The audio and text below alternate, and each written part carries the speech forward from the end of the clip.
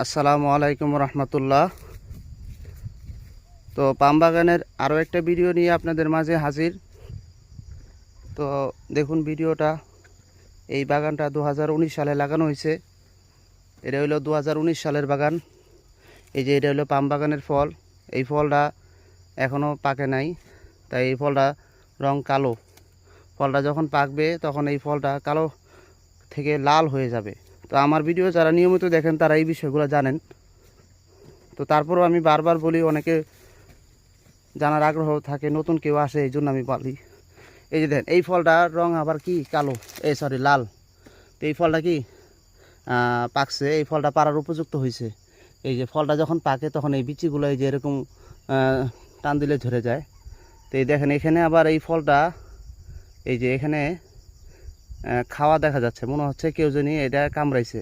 তো এটা কামড়ানে বাগানের ভিতরে কে থাকে, কে কামড়াইতে পারে জানেন? এটা হইলো কামড়াইছে হইলো টিকুস। মালয়েশিয়ায় বাসা যারা বলে টিকুস, আমরা বাংলাদেশি বলি হলো কি ইঁদুর। এই ইঁদুরে এই পাম ফল খায়, এই পাম ফল খাওয়া যায়। এই দেখছেন, এই যে ফলগুলো, এই ফলটা পাকছে, তার 3-4 দিন পরে এই ফলটা পারা শুরু হবে। এই যে, আর এই যে ফুল থেকে কিভাবে ফল হয়, এই যে ফল হওয়ার আগে কেমন থাকে, যে দেখছেন, এটাও ফল হবে। এটা ফুল অবস্থায় আছে এখন, এটা ফল হওয়ার জন্য রেডি হচ্ছে।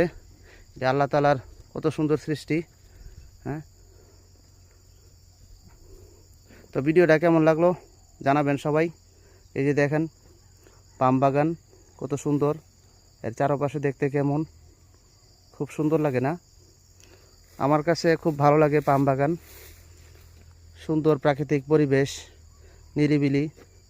তো পাম বাগানের ভিডিওটা কেমন লাগলো জানাবেন। তো আজকে এই পর্যন্তই, সবাইকে অসংখ্য ধন্যবাদ।